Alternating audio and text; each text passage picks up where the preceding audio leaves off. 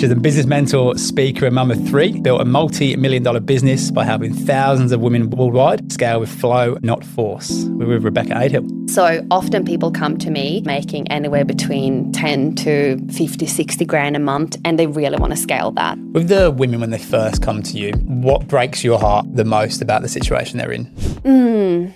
On the 27th of January 2019, that's the day before my birthday, and I had just had my second kid. I remember sitting down at my home office, tired, overwhelmed, feeling zapped. And I was like, fuck, I'm just like, this is not it. We had clients in 7 different countries, beautiful team of staff members, and then COVID happened. Lost 95% of revenue overnight and very much like had to start from scratch. And there are 3 main parts that you need to be so clear on in order for you to build an empire. You need to have 100% clarity on your vision, 100% belief that you can do it, and 100% execution.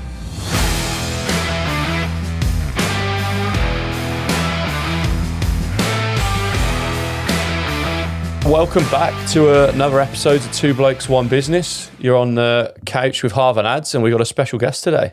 So today's guest is the definition of alignment in action. She's a business mentor, speaker, and mum of 3 who's built a multi-million-dollar business by helping thousands of women worldwide scale with flow, not force. We're with Rebecca Adehill. Thank you so much for having me. I just want to say first and foremost, what an office, what a setup you have. This is nothing what I have down at Kira. I love this so much. The golf had me. The golf sim, it's a big fan. 100%. It's great. You just pull clients in here like, oh mate, we've got a golf simulator. Do you want to come in and have a chat and hit a few drives? I'll go straight downstairs after this interview and I'll be hitting some balls for sure. Yeah, close to the pin. Let's do it. And lovely of Ads to memorise that intro off by heart as well. Yeah, perfect. Absolutely nailed it. The beauty of AI. We speak right on the way up. Yeah, pressure's on when you're going to do the intro, hey? It's gold. Yeah. Well, look, thanks for coming on. I think for us, we're 2 years in. It's been a crazy journey. We've kind of been flying the plane and building it at the same time. And we feel a little bit burnt out, it's probably the word, with a little bit of a capacity. So we probably couldn't have better timing to sit down with someone like you and what you coach and teach and train people to do in terms of making it a business that kind of works for you in terms of your lifestyle. But for context of people who haven't been following on Instagram like I have and looking at this world that you live thinking, fuck, how do I get there? What do you do, Rebecca, and who do you help and why is that important? Yeah, thank you for asking. So first and foremost, I grew up in Sweden. I moved out here 2010 on my own, $3,000 in the bank, like very much like humble beginnings. I've got a pretty like diverse background, hospitality, real estate. I was employed by F45's head office. So they were like in the middle of that boom. So I was their global franchise manager. And that is essentially when my passion for business started. I saw all of these franchisees investing their life savings into buying these franchises, but they had no idea how to run a business. So they would come to me on a franchise induction. They would spend 5 days with me and then they would leave and we say, good luck with your business.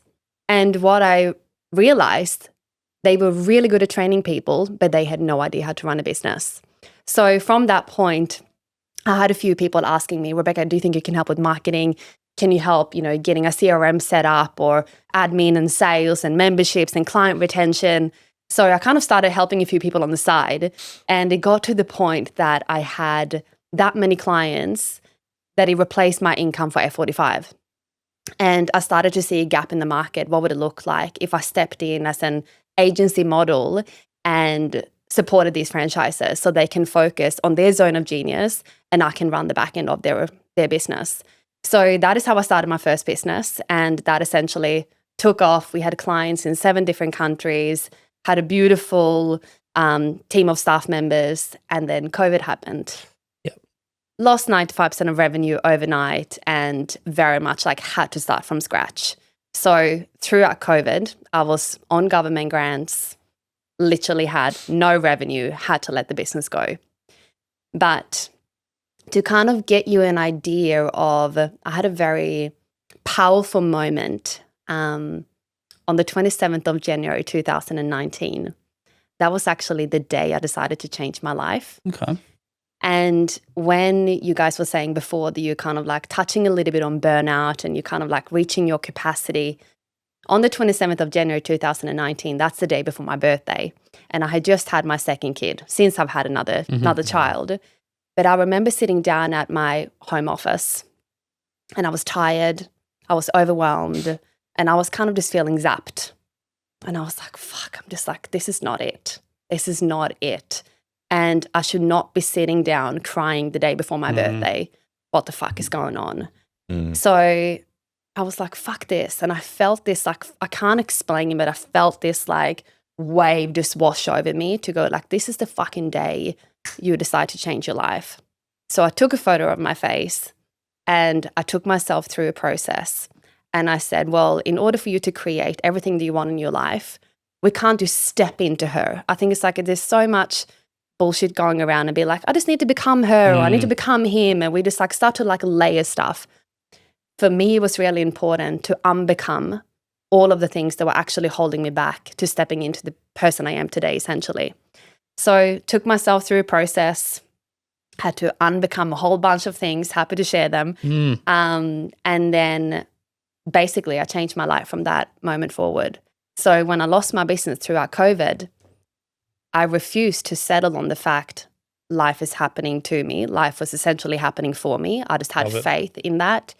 So I started to share what I was witnessing online, what businesses were pivoting well. I saw gyms turn into coffee shops and, and I was just analyzing what I was seeing. And I had one woman reach out to me saying, Rebecca, I lost my job due to COVID. I want to get my business off the ground and I think you're going to be the person to help me.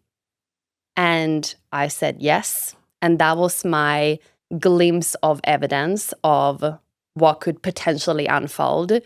And I often say I carry myself with $1 million assumptions. If there was one DM coming through there, I knew there were another 1,000 women out there. And I had one person, I documented that, and I had another person and another person and another person. And I had that many clients come at me, and that is how my coaching business was born. Would you describe yourself as fearless? And the context for that question is you moved over here at 18. I moved at 19, I was a little bit later, which is scary. And you can kind of come over here and live a decent life, just kind of doing what you want to do.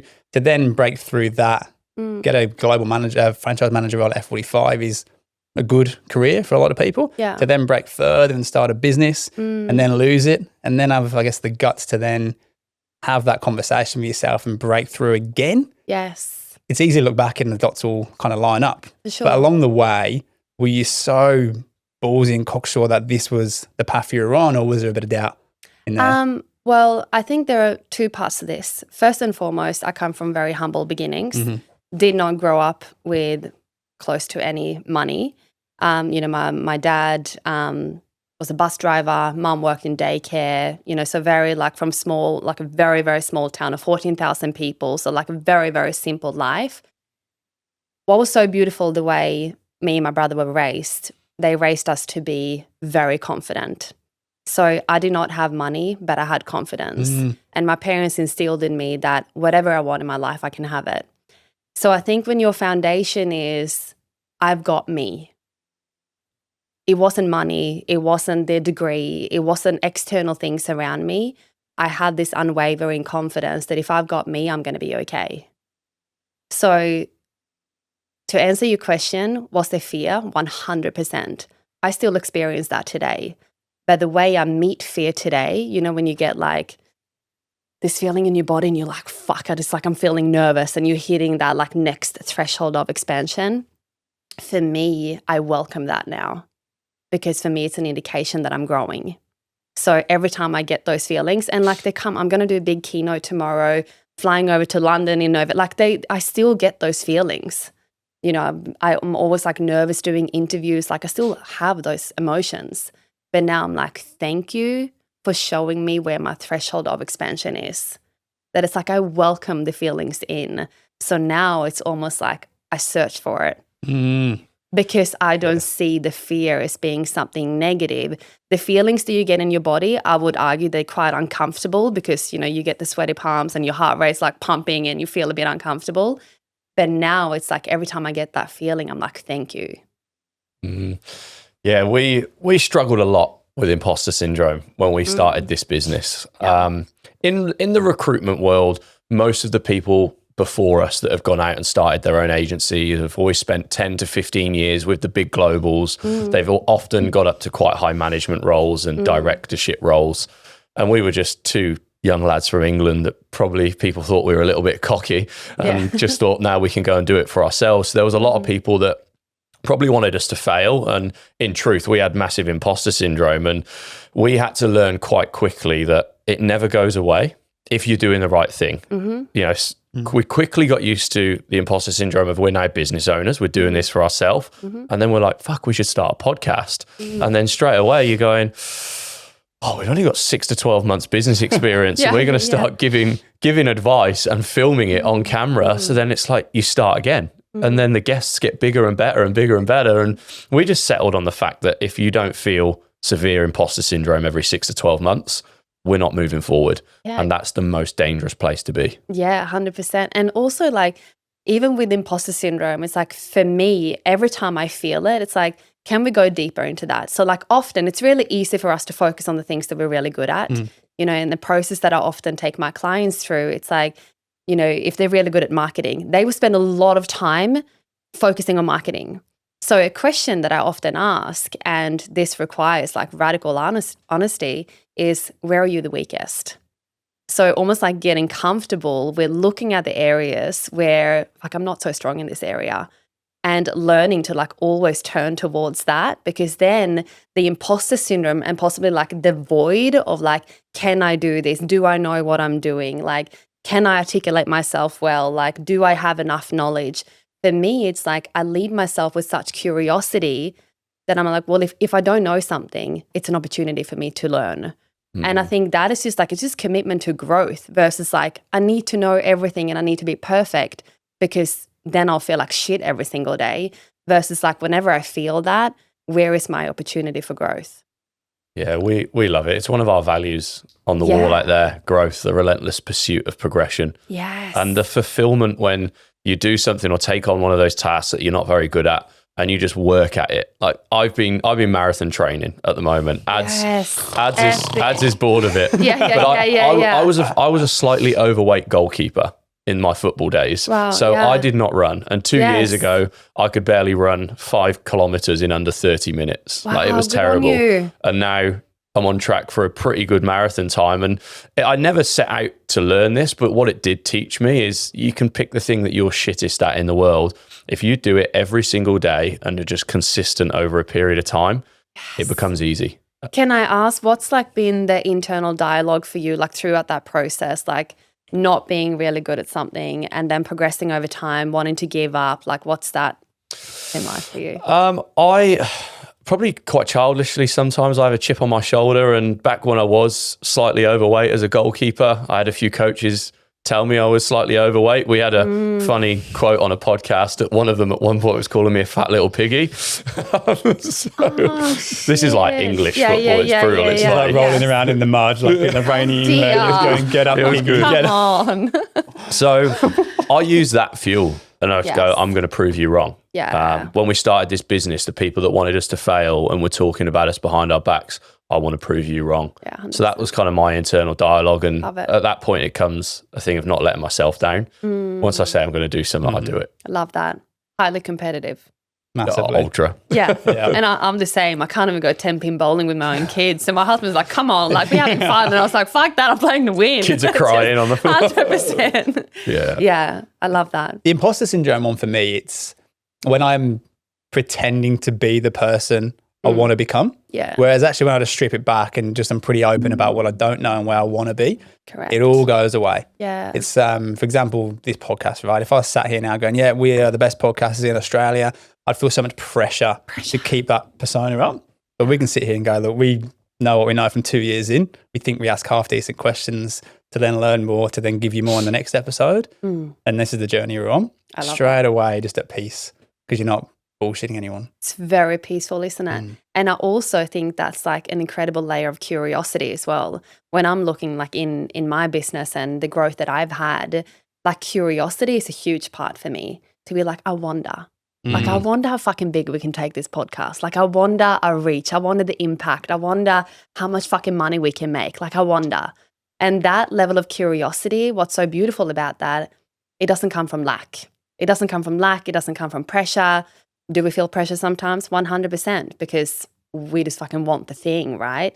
When the vision is solid, we want it yesterday. But leading with that curiosity, like that, it just makes it exciting. Yeah, I love it. Let's talk about the transition of Rebecca, because you came in, you got that big global franchise manager role with F45. Was the plan then always to come and learn as much as I can in this role and start your own business, or is it something that happened over time? No, that just happened over time. Yeah. So I got this opportunity to join them at F45, and so grateful that I had, some incredible years when they went through such significant growth. I think I inducted about 450 franchisees in the years that I was there. So like so grateful for that opportunity.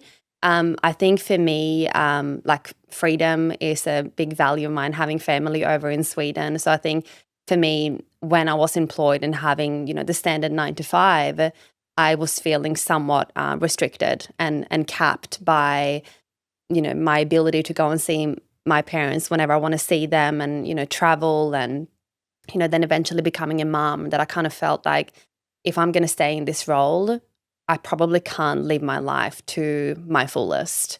And it was just like a very natural evolution. And I think back then I did not have a big vision of like, I'm going to create a multi-million-dollar company. Like that has just happened over time.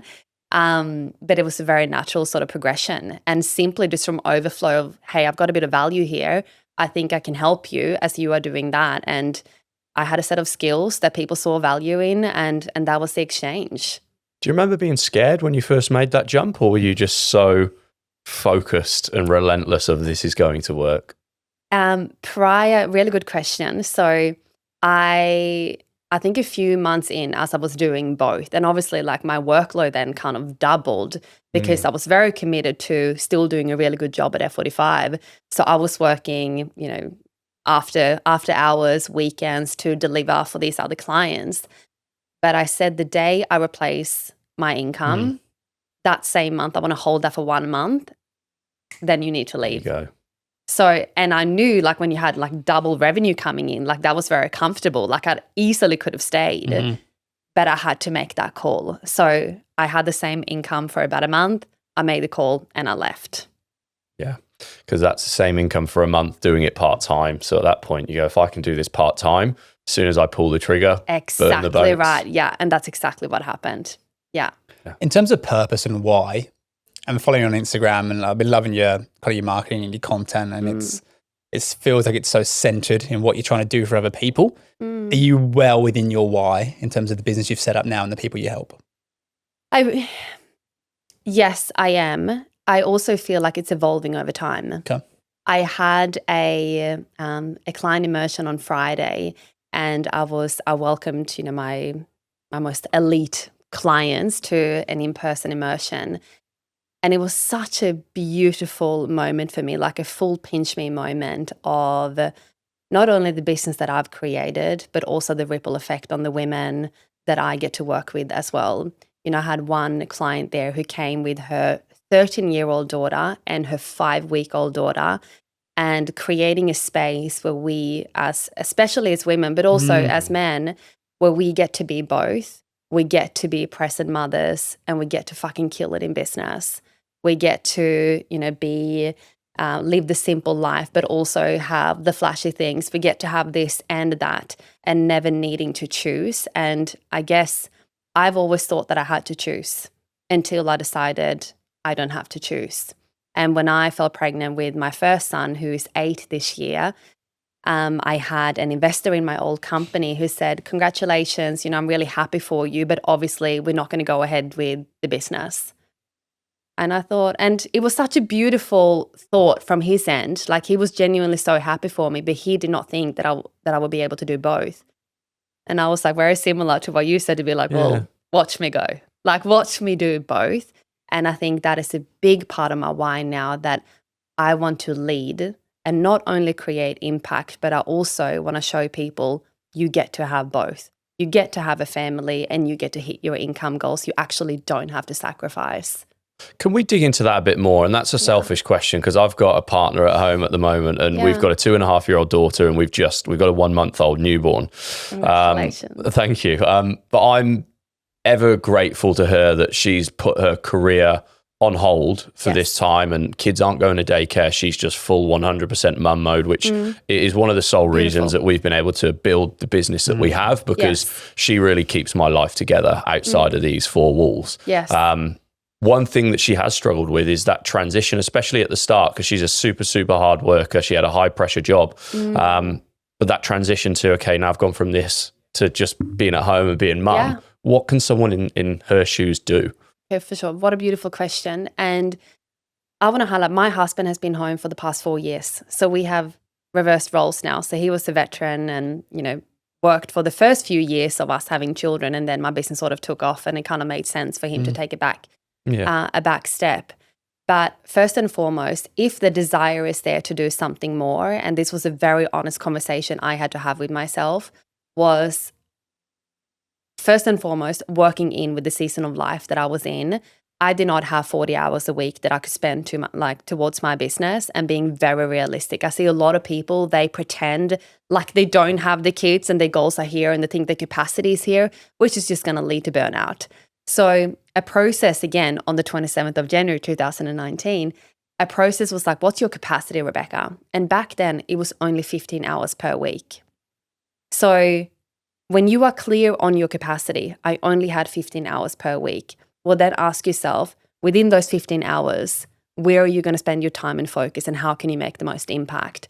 So if the desire is there, get clear on your capacity, however many hours that is, then learn to understand what is truly going to move that needle forward, and then learn to detach. And that was it. So my capacity was only 15 hours. And I can say only 15 hours, but now I feel like a lot of people, when they feel like time is a limitation, they're like, oh, I don't have a lot of time. But often we spend a lot of time thinking about what we should be doing versus like execution. So a rule that I have in my life and that I feed on to my clients and every conversation I have is we need to learn to minimize the gap between our thoughts and our actions and highly focus on execution, because 15 intentional hours, it's a lot of hours if we focus on the right things. That's amazing. And so true. And I'll be really keen to gang up with you on Harvey in this episode because I know we both speak the same language of speed. Like, I love it. I love just going bang, bang, execute, done. Harvey's more of a C personality type, so it's a little bit more reserved and wants to review the data, look at all the options. Sounds like my brother. Yeah. When it's in the important shit, I have to do. The quick stuff Ads has to do. Yeah. Yes. Have you read the book Surrounded by Idiots? No, I haven't. Okay, so this is a really, really Don't good start book. No. You know what? I can tell then. So you would be very much like a red. I would feel like you're a little bit of a green. It will make sense once you read the book. Yeah. We all have all the different colors, but like I'm very much like a red and a yellow. I've got a little bit of blue in me. I'm definitely not green. And sometimes I clash with greens because the greens are like, they want to ask all of the how questions and they want to take it slow. And I'm just like, stop fucking asking and let's execute. Yeah. So sometimes that'd be me. Right? maybe the two of you will perhaps go like, can you go faster? And you will ask questions and the question will start to frustrate you because when you read this book, you're going to be like, oh, now you make sense. Now you make better sense. Yeah. And I had to learn this by working with my lovely brother because he's very much a green. I'm very much a red. And if you don't learn to understand how other people work, now I know this, so I can almost like preempt to get the outcome that I want by asking the right questions or providing the correct information so he feels safe to move. Mm-hmm. So I love speed, but speed for me is not necessarily about pace. Okay. How do you mean? So speed for me is grounded. Speed for me is intentional, not just how quickly we can get something done. I think when a lot of people think about speed, it's reactive, it's chaotic, like let's fucking get shit done, let's see what happens. For me, like my 2-word combo for the year is grounded momentum. Nice. And people often reflect, like, how can you be so chilled when you are doing so much? Simply because my vision is so clear. Mm-hmm. And when it's so clear and I know exactly what to focus on, the speed is the byproduct of intentional execution. Mm-hmm. The clarity. Which is probably why my nervous system may not be fried, or why I'm touching on burnout, because that often happens from pure reactivity and just like being in the rat wheel versus like the grounded, intentional, proactive execution versus reactivity and chaos. I think what's going to be so important for us is that our focus now for next quarter or for the next few months is freeing up time in the diary. Right? Yes. It's delegating, it's getting systems and structures. But I think it's Dan Martello's Buy Back Your Time book. It's about the addiction to chaos. Yes. Is that the one? Yeah. Totally. Yeah. That's me to a T. Yes. Like I kind of not thrive, but I kind of get in that rhythm where the day's jam-packed. I'm just banging one after another and just moving through and ticking things off. At the end of the day, I can go, wow, I've achieved so much. If I looked at my diary and I had, podcast Rebecca at 10 till 12, and then I've got nothing till 4, learning to sit with that and then use that time, for me, that's going to be transformational. Can I ask a question? Yeah. How much do you link your worthiness to your success? Massively. Even like in the business billing wise, right? Like I shouldn't necessarily be the biggest biller in the business because of all the other stuff we do around just recruiting. But I still kind of have to be. Yeah. We unpacked that, didn't we?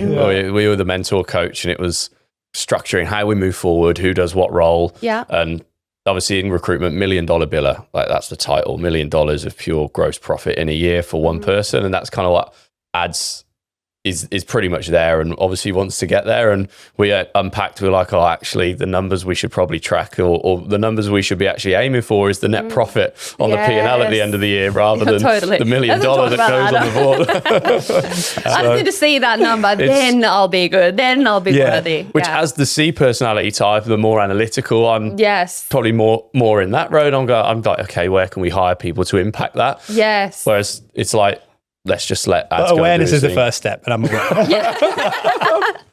Yeah, 100. But I resonate with that. It's like I grew up playing a lot of sport, played European handball growing up, and like this like very like sporty background, and something that my dad and like my mom was my coach. Like dad was he played basketball, and like just sporty family, but also highly competitive from a very young age. And now I'm like so grateful for that. But what I realized, the story that I had created, and in particular from my dad, he would often say that you're the best, you're the best, you're the best, you're going to win. And sometimes like he would tell like other people that I would have got a job before I'd even had the job interview, because he was like, but of course you're going to get the job. He told people I got my driving license before I set the fucking test. And I'd be like, Dad, fuck, just give me a minute, let me go do the thing. And he was just, and I did athletics, and he would be like, you're going to win, and she's number one, and that, I'm so grateful for that, like today. But I've realized an underlying belief, it's like for me to be worthy of other people's love, I must win, I must perform. So that has been like a huge thing for me to like unpack over the past, like a lot of inner child healing, and like, I've done a lot of hypnotherapy around this, which has been phenomenal, because I did not realize, and I've, and especially since I've, created a bit of success, and a conversation I on a regular basis would have with my husband, I feel responsible for everybody around me, that I am now, when I know you guys, I'm like, I'm financially responsible for you and for you and for you and for everybody. And like, it's the saver in me wanted to save. And I feel like that is my role. But I guess the internal pressure that's actually creating. And if I don't contribute, who am I? Am I worthy of someone's love if I don't actually have that? And since I dissolved that, I feel like it's a lot more peaceful to live in my body. We unpacked that, didn't we, on a recent episode? We had Dr. Mel Taitimu. She's incredible. Clinical psychologist, specializes in burnout. And we went down that path as well, because I had a similar upbringing when we were playing football. And I was actually an outfielder at the time. This was when I was like 8, 9 years old. Yes. And I'd score 5 goals and I'd be buzzing. And then my old man would just go, yeah, but just remember, you're only as good as your next game. So just wipe it out from underneath you. And I, as with yourself, there's been a lot to unpack why that makes me the way I am. And I wouldn't change that for the world, because he put the competitive spirit in me that's allowed me to have all the success now as an adult. But we were just discussing with Mel what's the fine line of not making your kids so soft that they never want to win and they end up doing nothing, but also not putting them through the punishment of, like yourself and me, feeling worthy through success or impressing other people. Yes. And then also, this is like the catch-22, right? Because now it's like, it's fucking why I've created what I've done. It's just like, I know. Fucking unmatched dedication to be like, unmatched speed, unmatched dedication, unmatched fucking resilience to be like, well, tell me I can't do something and I'll go and do it again and again and again. It's like, tell me no and like watch us go. And this is probably like one of the best like assets and skills that we actually have, where if you don't have that, we probably won't be sitting here and having this conversation today. And even going back to childhood, right? I think we're all from kind of working class backgrounds. I can't imagine having this level of hunger and determination if I had a silver spoon and life was just good. Yeah. And I don't know if that's the case or not. And it's probably a little bit biased, obviously, because it's the life we've lived. But again, I wouldn't change that for the world, because I know the importance of a dollar. I know what, if you build this thing properly, what that can do for people, rather than people who are just growing up driving around in Bentleys anyway. Yeah, 100%. Yeah. What did you learn from that experience back in Sweden, growing up as kids where you were from a working class background? I just thought it was normal. Like I had a really beautiful like childhood. Like I didn't see, I never thought, oh, we don't have money. It was just the way we were growing up, like a very simple life. We had enough. Absolutely. I don't look back at my childhood thinking I didn't have anything, because in my eyes, we had everything. Maybe it's quite peaceful, isn't it? It's quite peaceful, yeah. And then of course I've seen, my dad, he used to work all the time. So we pretty much never saw him. And, my mom, she was working full time, and, I could see them stressing over money. I heard conversation around like them stressing over bills and, that kind of stuff. And especially since they separated, there was a lot of pressure there and stuff. And it was one phone conversation that I'll never forget. I think I was like 14 years old, and you had to prepay for your mobile. And my mom called me on the mobile, and she was in tears, and she was like, "How dare you, Rebecca?" And I remember I was at a friend's house, and I said, "What do you mean, Mom?" And she would never get angry at me. She was like, "How dare you?" And she was bawling her eyes out. And my phone bill was $60. And I had broken Mum's heart.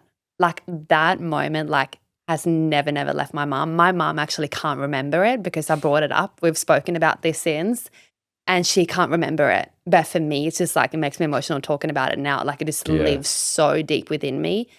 And I think that conversation changed me.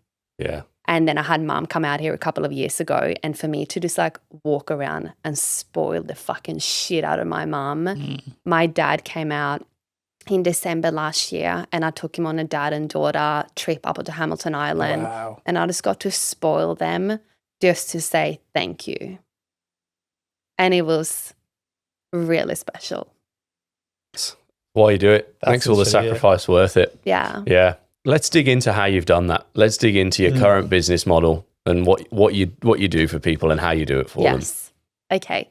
So at the moment, I coach mainly women in business. I have the occasional men slip through, but 99% I coach women. With a wig on. Yeah, that's it. Yeah. For you, yeah. Yeah, that's it. I saw the wig love. Yeah, I love that. Yeah. The bold cap. I was disappointed you weren't wearing a wig. Yeah. Or a dress or something. Yeah. So yeah, mainly coach women in business. I think my jam is to scale an online business.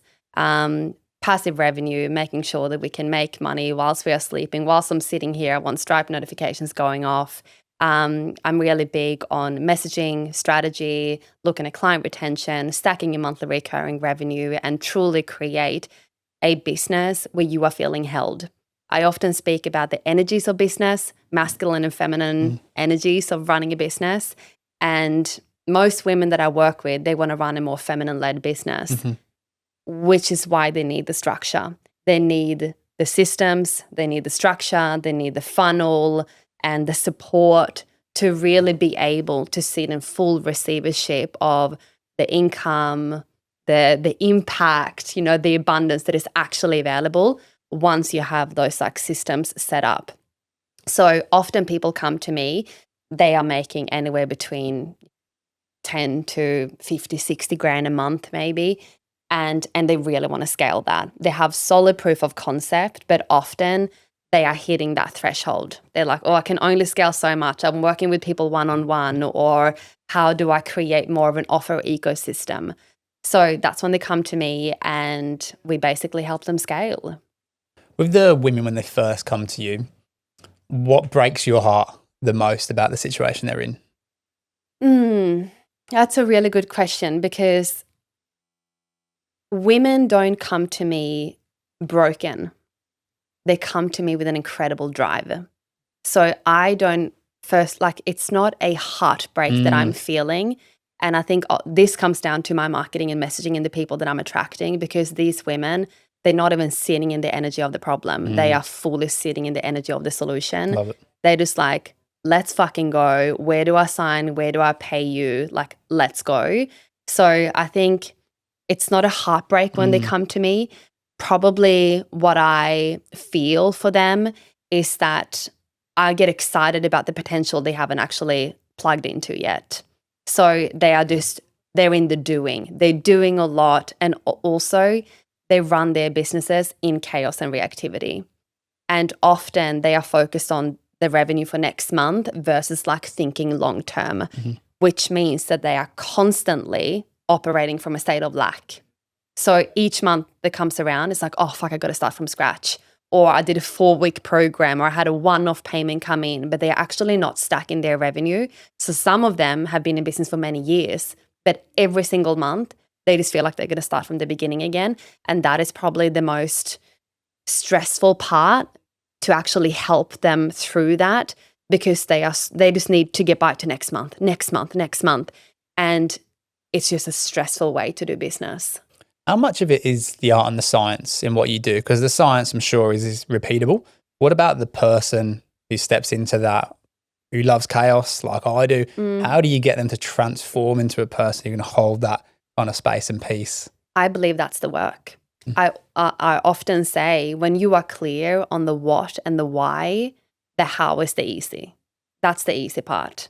So like the strategy is never the issue. Like we can tweak the strategy, we can look at the analytics, we can look at the data, we can tweak it, we can look at the conversion rate, we can look at the funnels. Like that's data, right? You're going to love that. You can really look at that. Give me a dashboard. Yeah, give me a dashboard, give me a spreadsheet. Like let's look at what's working, what's not working. And we only one test away from finding out what's going to work next. I think the resilience, holding the evidence or holding the faith before you've even seen the evidence, like showing up like with unwavering commitment that you're going to hold that faith until the evidence shows up. That's the sticky part. And, getting used to being rejected, getting no's every single day, having people say, no, I don't want to work with you. You are too expensive. Having someone's business blow up and their business don't. That's basically what you hold from a mindset perspective. I believe has a lot to do with the human behind the business. And I've seen this because it's like I can throw the same strategy at you guys, and I can probably guarantee you that both of you will have a very different result. Maybe we should do a test. We spend the next night and you're like, that'd be good. I'm too competitive. I'll be but this is the thing. This is kind of like what you fucking need. You need to be competitive. You need to be focused on execution. And this is where actually speeds comes in. And I often speak about the upward spiral of demand. And I am incredible at creating energy. Like I know that I can bring energy to any situation, any space, and I know that's one of my superpowers. Energy creates momentum. And when you have momentum, that increases your visibility. Like that momentum is ultimately leading to more demand. Where people are sitting in a lot of contemplation, they are just a little bit careful, they're not really taking up the space. Where I'm like, no. Let's see how fucking loud we can get, how much energy we can create, because now it's energy, momentum, demand, and that just keeps on building. And when you see someone, you're like, they are killing it. They have a lot of clients signing up. They have, payments coming in, or they're booking and, clients and whatever it is, you can see it. Instantly, that person becomes in more demand. And I often make the example, if you go out to a nightclub and you have two nightclubs like next to each other, one's packed, one's empty. You're about to go to Vegas. Which one would you go to? The packed one, for sure. You fucking go to the packed one because you're going to be like, that's where it's buzzing, that's the vibe, that's where everyone's at. You're not going to go to the one that don't have the energy or the momentum or where it's buzzing, right? Which is why I think that's an essential part to creating more success. It's so true. And like the talk about the energy and the visibility. We hired Rosie, who you met earlier, our marketing wizard, I think we call her. We hired her a few months ago, and we've not grown any headcount since then. And I've had countless phone calls of like, mate, what are you guys doing? Like, you're growing like ridiculously fast. I'm like, we haven't grown with any headcount at all. We've just put more visibility on the business. That's all we've done. 100%. And the assumptions that we get to have, and I often say this to my clients, as much as like you want more, clients, I want more clients. And the assumptions is, as much as we are like manifesting our clients, they are also like manifesting you right now. So when you kind of think about it that way, it's like, I need to create as many opportunities as possible for the people out there currently who have not yet discovered me. They are journaling about me right now. They're like, fuck, how can I find my business mentor who's just going to fucking get me, take me next level? I need to create as many opportunities as possible for them to actually find me. I love it so much. It's so good. Can we do a bit of therapy for a second? Let's go there. I'm thinking about that. I'm thinking about, okay. What's coming? Yeah, me and Harvey, we differ like this as well, where the better Harvey does, the more connected he feels to people he cares about. But we spoke about this with your dad. The better we did at football, the closer him and his dad got. Whereas I was the opposite. The better I did, the further apart me and my dad got. So I've almost got a bit of not a fear of success, but a fear of disconnection. If I potentially move too successful or too far away from the core of people I value and care about, it starts to feel really icky inside a little bit, which I know then is counterintuitive, because as good as Harwell is, I reckon we shy 50% of it. I reckon we're a good business, but we're a way better business than probably we share. And that's probably down to me not wanting to brag or show off. Yeah. Whereas Harv's a lot more comfortable. Yeah. Like and that's why I love your content, because you are unapologetically, this is a success I'm having, and I'm going to tell you about it because you can do the same. Which was one of your voice notes to me, which is really interesting. Remember the first voice note you sent to me? You're like, fuck, I love what you're doing. And I was fucking owning everything. And, and that's the mirror, right? Because it's like something that you are probably like not fully like owning within yourself. Saying that though, I know that I trigger people. I do. And in particular women, like not so much like men, maybe, but I sit here right now and like I tend to like gel with the boys because I'm one with the boys. But to a lot of females, I'm a threat. My success becomes a threat. And often the story goes like, you triggered the fuck out of me. I couldn't look at your content. I stopped following you. Like all the shit to be like, I just thought you were lucky or because you're pretty or this and that and whatever else. And then they come around and they're like, now I'm ready to hire you. Now I've done the work on myself. Now I'm ready to lean in versus like leaning out. So I hold a lot of projections from others, and a big fear of mine, or definitely in the past, probably something again I've dissolved, is not being liked. That was actually my biggest fear of like not being accepted. If I become too big and too much, and people will actually stop clapping, and the evidence is kind of that. I had a conversation on my drive up here this morning with my brother that I still to this day like hold a lot of projections from others. But what's so beautiful about this is that it's a belonging and it's a self-acceptance that I need to be okay regardless of what you guys think after I leave this interview. I still need to be okay with who I am. And I knew that was like my shit to hold. But I also had a conversation with someone who basically projected like her insecurities onto me.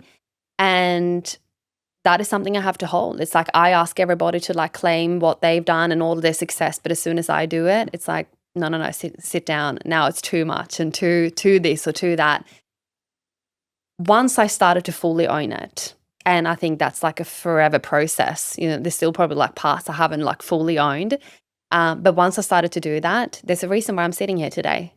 There's a reason why I'm getting flown to London in November. There's a reason why I have new people meeting me at the level once I start to own it. So I guess the story that I've started to tell myself, the more I show of truly like who I am and what I've created, the more aligned opportunities for people that are kind of like waiting for me to rise versus seeing it as like, oh, now she's going too big. Maybe there are people right now who are not making that phone call because I'm not claiming it. 100%. Yeah. It's interesting that you find you trigger females more than what you do males, considering that your business model is around empowering those females to do what you've done. Yeah. And maybe there is, a lot of dudes out there being triggered too. Maybe they just don't verbalize it. I'm not sure. But and maybe this is the thing. It's like when you become more successful, whether you're a man or a woman, that success is often a threat to other people simply because of their lack of responsibility, of not fully owning what they want to do. Otherwise, they would not be triggered in the first place. Yeah. And that's essentially what it is. And when you can really start to understand that concept, you dissolve it pretty quickly, that their triggers actually has nothing to do with me. It simply comes down to their willingness to do what they want to do, or simply not. Or they can sit there and project and make me wrong versus like actually focusing on their own shit and starting to focus on what they want to do instead. It's even like the perceived disconnection as well. Because if I'm thinking about actual examples, people have gone, because you made that post, I don't want to be friends with you. It's not. It's my own perception of what they might think. That's what I'm worried about. Like I'm going from my head of people I care about now and I go, nah, she's happy for me. He'd be happy for me. They'd be happy for me. So it's not even real life examples of people who have genuinely gone, yeah, now you're a twat because you've done really well. Hey guys, thanks for tuning in to another episode of the Two Blokes, One Business podcast. Now, apart from being world-class podcasters, we also run a recruitment agency called Harwell.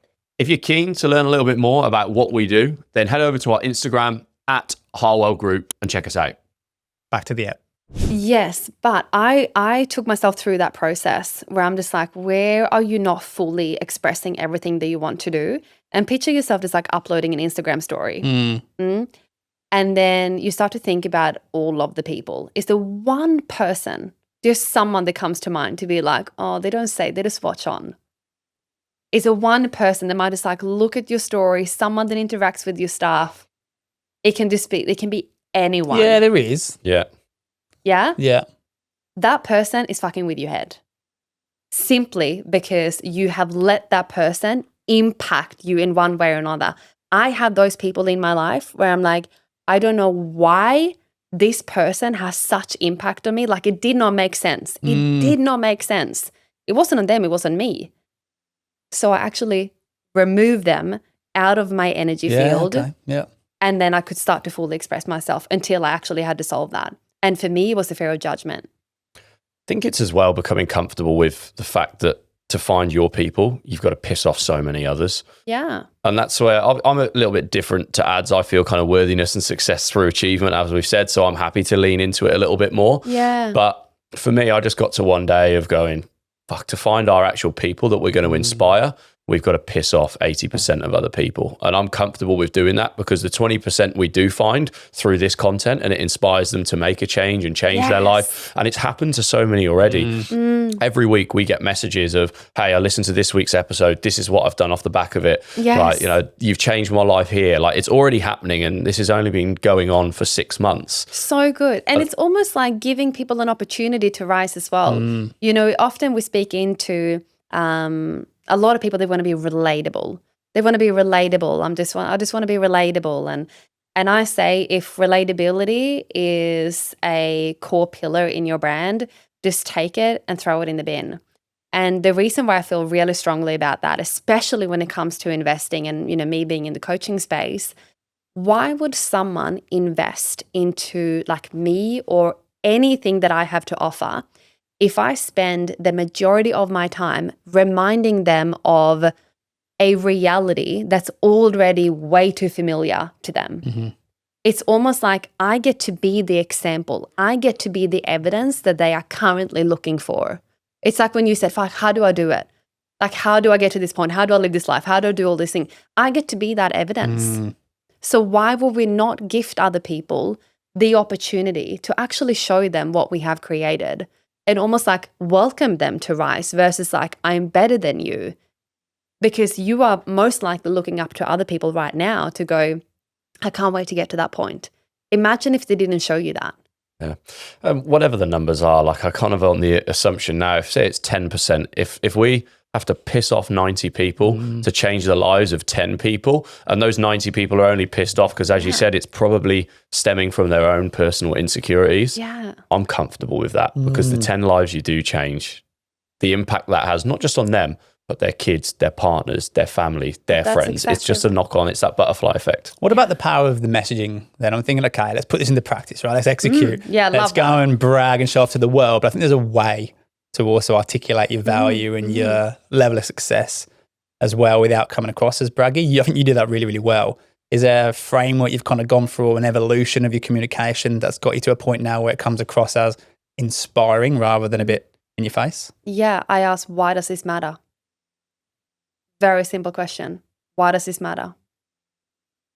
So for me, why does it matter in, how do you mean, sorry? So if you create a post and you just like, you call it bragging. Yeah, you want to brag.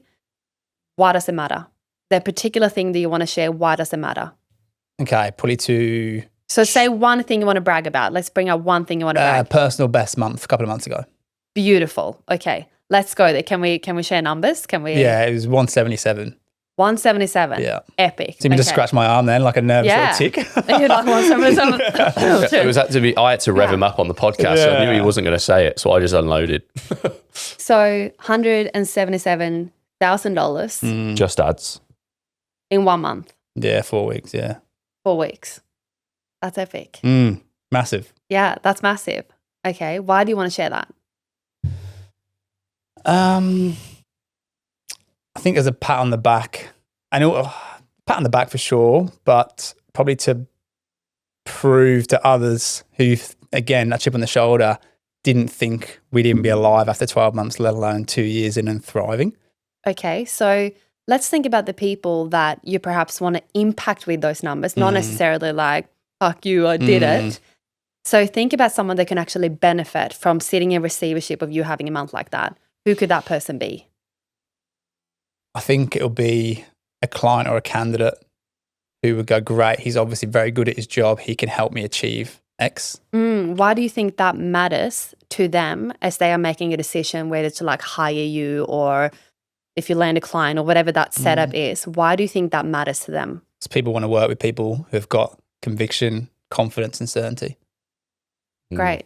Do you think it makes sense as they are making a really important decision who to hire? Do you think that would create more ease for them in the hiring process? 100%. Yeah. Do you want to do them the service or the disservice by not showing it? Fuck, you've done me. Even on the other side of that, though, the business that we discussed with you off air that is still being worked on, that we're launching at the moment, that those sorts of stories and figures need to be shared to inspire someone that doesn't know about our world, but how much that world can change theirs. Yeah. And also this is like, what are we making it mean? Like, is money a bad thing? Is that the working class background in me? You know, people who had it, you kind of looked at them as snobs. Great. You know? Yeah. Well, is that true? Can we actually change? Can we change our beliefs around that? Because I used to have one of the things I had to unbecome, I had a terrible relationship with money and such a huge emotional charge when it came to spending, receiving, talking about it, what I made it mean. You know, I was so far from wealth conscious and I made myself a commitment to look at my finances every single day. And I could feel the emotional charge I had around talking about money and receiving it, spending it. And I was like, oh, this sick feeling. It was like a roller coaster of emotions. And I looked at the thing every single day. Didn't matter if it was in the red or green or if I had 20,000 going out, 20,000 going in. And I got to the point where I reached a level of neutrality, which it's key to being able to not only receive, but to hold and to spend and understand the circulation of money. That was a big piece of work. And even to this day is something that I focus heavily on, is I need to find a level of neutrality, because now even the numbers that I am, receiving or spending, and, when it comes tax time, it's like so much going out and so much going in equally so, that it's really important that I find a level of neutrality, which wasn't always there, right? So looking at that, but going back to that particular post that you mentioned, don't make it in terms of like, fuck them, I'm going to show them. And sure, if you want to do that, but if we can switch it and go, how can I be of service? So every single time I ask, what's the point of this? And I'm very big on like creating evidence and being transparent around like, come and look at my screenshots. Come and look at the dates of my fucking daily payouts. Like, here it is. And why does that matter? Because that is what I help people with. I want to show someone that I can have payments coming in when I'm sitting here having an interview, being fully present with you guys. So I'm showing you the evidence. I am also the bridge that can help you go from having a business that just runs manually to creating a beautiful sophistication in your business where you can receive money 24/7, 365. I get to be that evidence, and that's why it matters. On the other side of this, because we're talking there about the people that Ads is worried about pissing off. What about the people that are me and Adam 2-3 years ago and want to make that change, want to be inspired to come along that journey? In your opinion, where can they start in the sense of finding those people that will help bring them along if they don't have a clue what they want to do? If they don't have a clue what they want to do, I said the only way to get closer to your purpose is execution. You're never going to get to your purpose by like sitting back and just like thinking about what's my purpose. It comes down to being curious, being open and willing to like try multiple different things. And then from that point, it's like, what feels good for me? Do I enjoy having more podcast conversation? Do I enjoy this? Okay, I didn't enjoy that. I think just being in a state of curiosity and like willingness to try, and also willingness to actually be a beginner. There's like, I just, like we said before, to be like, oh, there's got to be this, and instantly we feel like this pressure. It's like there is something so playful by being a beginner. Something I spoke about in my client immersion last Friday, it was like we just had a day, and I didn't want it to be heavy. I wanted it to be playful and fun and just expansive. We had tears, we had depth, but we had, every emotion under the sun.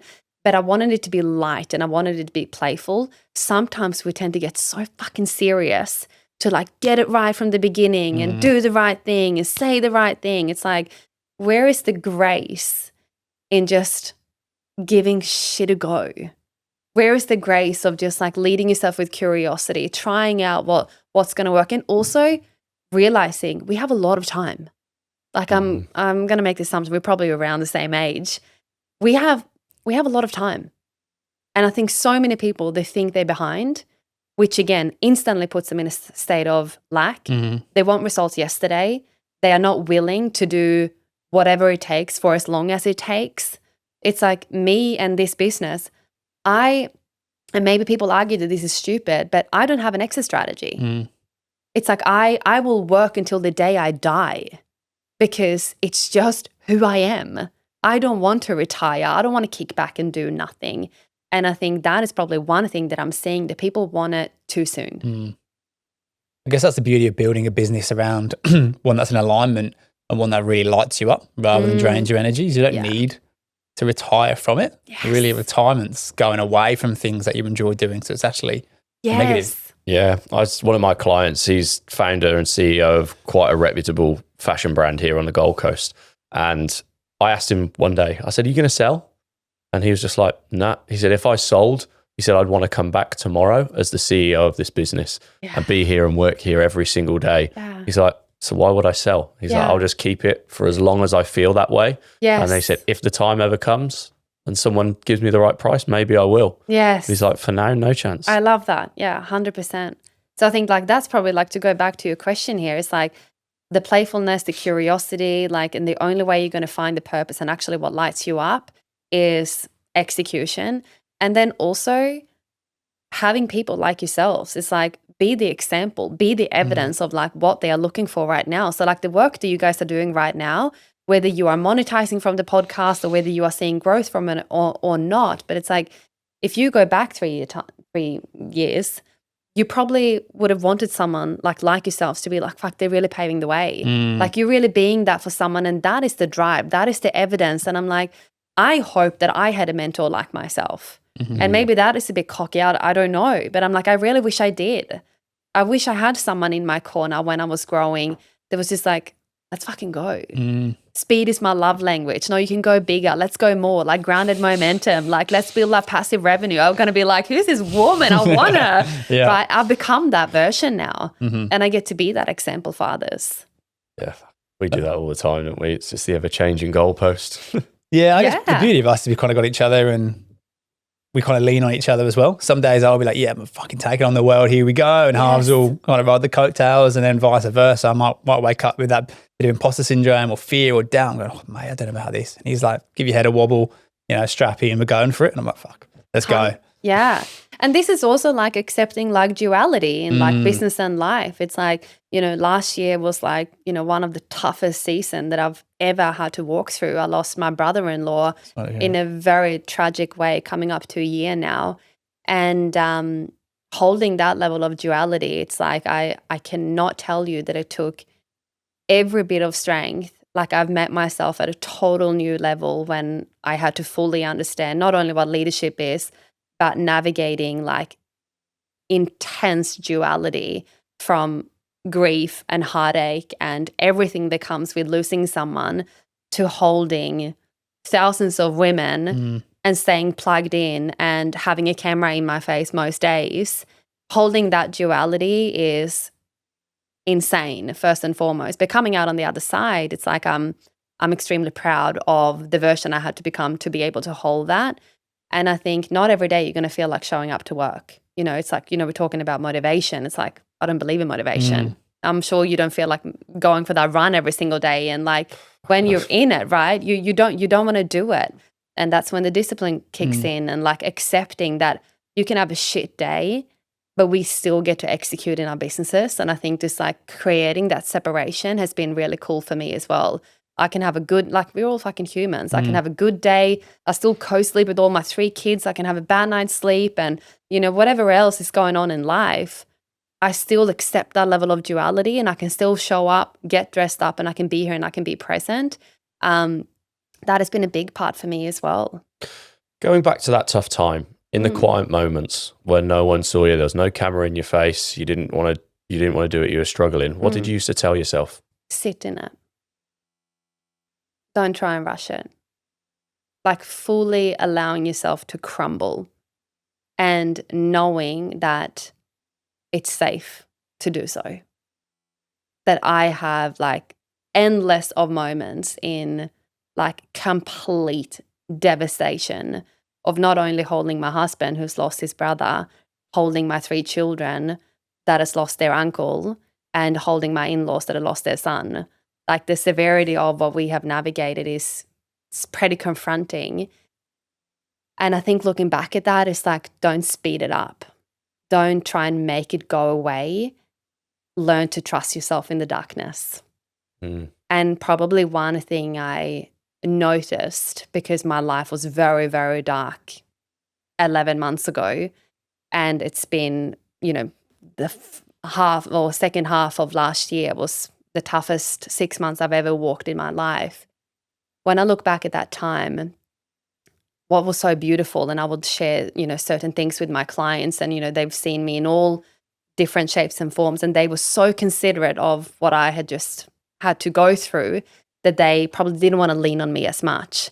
And I had to beg them to say, please let me hold you, because this is my way of like, I need this to keep on going. Or I'm not going to sit here in 6 months' time. It was really important for me to like still step into that. And one thing they reflected to me, even though my world was very, very dark, there is still lightness in that. There is still light in the darkness that I felt. So for me, navigating that duality and that heartache it was giving myself grace, like not to speed up the process, and also like deloading the bar. And what I mean by that is like, I had a podcast and I put the podcast on hold.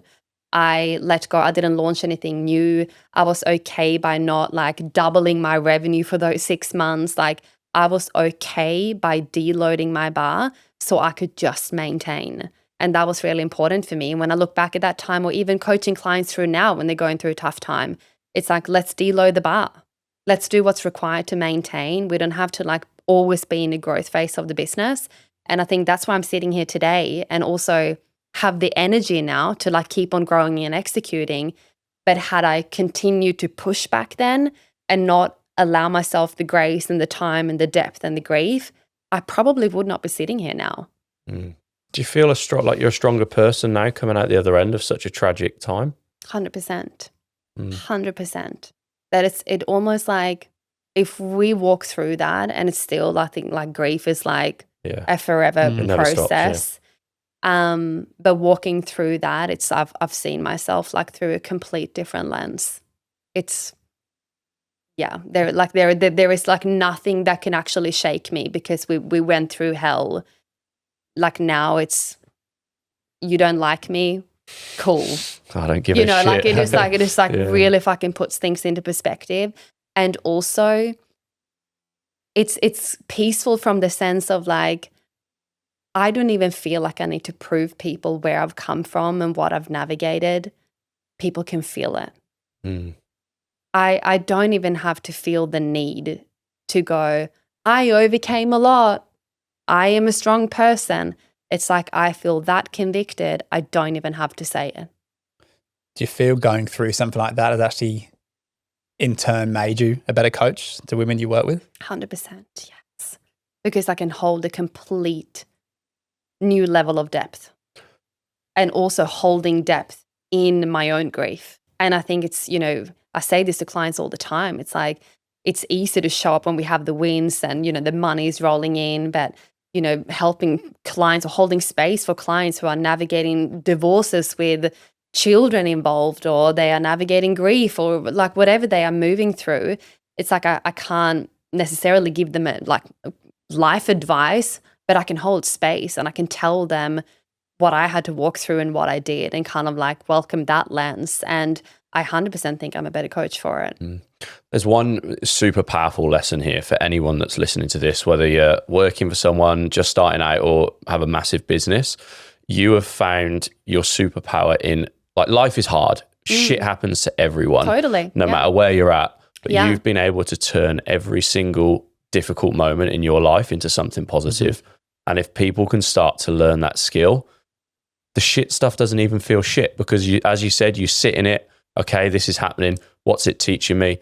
How am I going to benefit and be a stronger person from this? Yes. If you can learn that skill, like you feel now, you'll be fucking bulletproof. 100%. And also, like, you don't get afraid by like things going wrong. It's like, what's my lesson in this?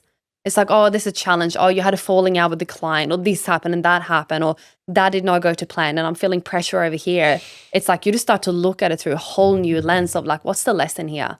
What do I need to know? Because I believe unless we have the ability to actually extract the lessons, we're going to get sent the same challenges, the same problems until we actually dissolve it. So for me, it's like now when I have a challenge to be like, oh, that's a good sign for me to like clean up that process. Oh, now I need to go and do that. So like every challenge, it is like, it makes you like clean up your stuff. Thanks for sharing that. I think that's going to be really powerful for people who have gone through something similar or haven't yet, for if and when that kind of gets there. Yeah. Flipping back onto the women you help, now I'm thinking pre-Rebecca, right? So, and I've got a bit of a selfish point to this because my fiance is starting an e-commerce business.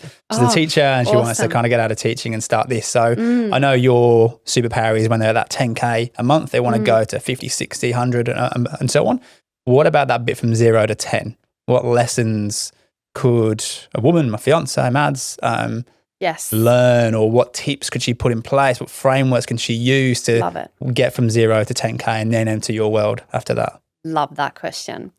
So there are 2 areas that I suggest that everyone should focus on before you've hit that 10K mark. And that is really before you have proof of concept.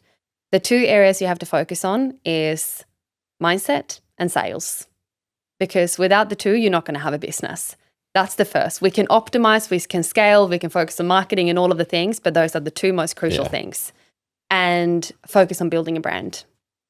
So often we tend to go to strategy. Like, what's the strategy, Rebecca? Give me the strategy, give me the strategy. And I love that question. And sometimes there is I love strategy, but often I hold up a mirror and I say, well, you're the strategy. Yeah. And the way we are seeing, the way people are buying, the sophistication in buyers now and what people value. I have this one rule or saying is that people move, as in people take action, or people buy when they feel moved. So we have to be able to create an emotional response within our consumers in order for them to move, which is something that I teach a lot of my clients. It's no longer about the 3-step process to X, Y, and Z. Like, boring. We scroll past it. But when we make people feel something, that is when people go, oh, I feel activated. So, you know, when you asked me the question around the heartache, around like, you know, and it's a great question, but I don't view it as that way, simply because my marketing is empowered. I focus on their identity now and the identity that they are stepping into. So whether you have an e-commerce brand, whether you have, you know, a service-based business, a lot of it comes down to brand associations, which when you look at my brand, you will probably think certain things. When you look at my brand, that's the association. That is the identity. That is the emotional activation that you can create through your content. So the way I'm seeing it, you have your product, you have your services, whatever that is, whether you're an e-commerce or service-based. That is the, you know, the pretty much the solution you bring to the marketplace. Your strategy, this is the product, this is the service. That's basically the shell. And then you have the brand, which is the heartbeat, the pulse, the expression, the charisma, the drive. That is actually what brings that to life. And a lot of people, they focus on the product and what it looks like and why it works so well and the 3 steps to a great funnel, versus like focusing on the feelings and the emotions that are actually associated with that product or service. I reckon that's one of the reasons we had a fair bit of success early doors, because we, being best mates since we were 14, we just put ourselves on camera at times just fucking around. Love that. And people just thought, like, what are these two guys doing? Like, it's in recruitment where it's been so old school and big kind of global faceless agencies. Yes. You've got these two young lads chucking themselves behind a camera, they're best mates, they're talking shit. And I think they just attracted people. Yes. And that's one of the reasons we won a lot of big clients early on, just through that association. And to your point, maybe the way it made them feel emotionally, because that energy can only lift people, right? Yes. Some people probably thought we were dickheads. That's fine. Well, great. But that in order for you to attract, you must repel. That's the thing. There's like, this is why you're attracting the type of clients that you are. It's like, that's why I'm attracting like women who are just like, let's fucking go. Yeah. I'm not broken. Like, I know maybe we have some shit we're going to sort out, but like, they're good to go. Yeah. So like, they are eager to pay me. Like, they just like, where do I pay? Where do I sign? Like, well, how can I work with you? How can I get into your proximity? That's the energy, right? Simply because that is how you market and also how you make people feel. So that's a big part to it. Another thing that I wanted to mention as well around when you don't have that proof of concept, visibility, we spoke about, like, as much as you are manifesting other people, they are also manifesting you. So asking yourself a question, how can I make money today? Like, when you wake up with, how can I make money today? Your actions will instantly be different versus like sitting down on your to-do list and cleaning your emails. On Canva. Like, to be like, you know, it's a shit task. But if you sit down and you go, how can I make money today? And also, how can I make myself as visible as possible? Visibility is going to be key. You can't sit back in your little corner of the world hoping that you're going to be discovered. So we know visibility, how can I make money today? And asking, who knows me? Instead of like, it's all about who you know, and we're trying to like latch on to other people. How about you become a person that people actually want to know? Which is, whether you have a product or a service-based business, focus on building your own brand. I love it so much. And if you knew Mads, she's a little bit, not shy, that's probably the wrong word, but less confident, right? She's definitely stuck in that teacher identity of, yes, oh, this isn't me. I'm not a business person, it's not going to work for me. I think she sees me in halves. And again, we haven't got it cracked, but with a few steps further ahead. She goes, oh, I'm not like you. I think, you haven't got to be like me. You've got to be like you. Correct. Which is like, the goal is not to become you. The goal is not to become me. I often say this to my clients. If I taught you to become like a mini version of Rebecca, I would do you huge disservice. Like huge. The best thing that you can actually do is like, if she's the teacher, she's not as confident or whatever, the way she likes to express herself, that is actually where her magic lies. So I would argue that is actually her superpower, because some people would look at that to be like, Matt, she's my person. She's just so grounded. She's so chilled. The way she like shows up, and it's like, I just feel so connected to her. That's exactly why she will be successful, not because she's stepping into this like, I need to be this person, then I'll be successful, or then people will like me.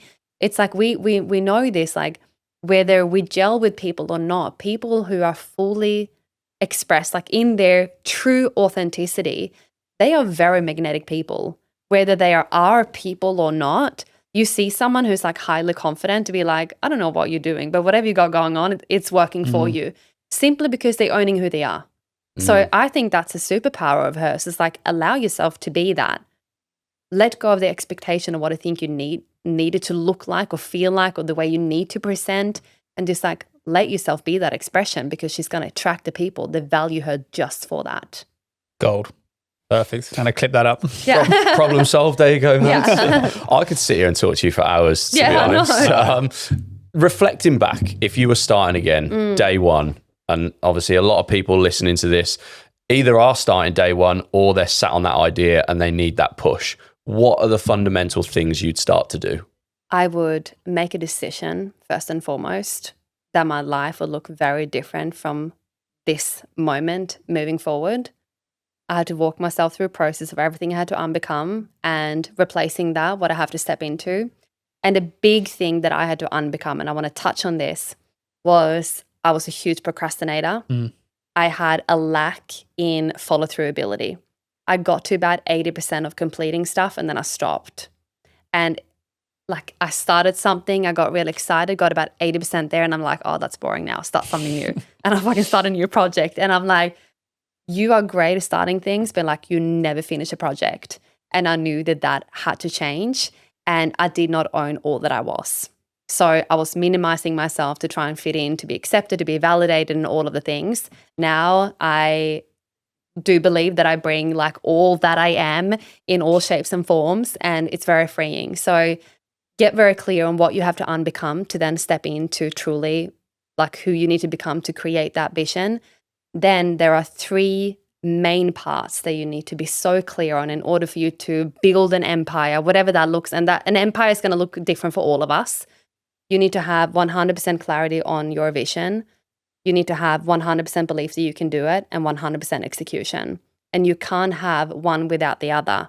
If I don't have clarity on the vision, but I'm like, yeah, I believe in myself, and I take action, but towards what? Clarity on the vision. If you don't have the belief, but you have vision and you have execution, but you're like, I don't believe I can do it, you're not going to do it. You're actually not going to do it. If you have vision and all the belief and that chip on your shoulder, but lack of execution, you're not going to get there either. So 100% clarity on the vision, 100% belief that you can do it, and 100% execution. Done. Gold. Right there.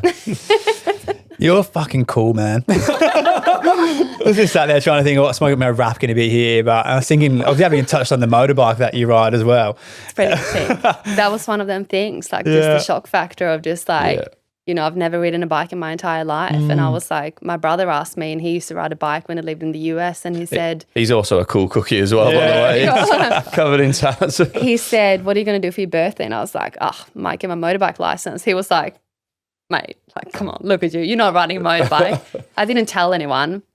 Went and got my learners, and I rocked up to the thing, and they're like, okay, so who's got experience? I've never ridden a bike my entire life. I've been on a Vespa and passed the learners, went home, started on like the New South Wales app and did my license, went and set the theory thing, and I called up Harley here on the Gold Coast, and I said, hey, I want to buy a Harley.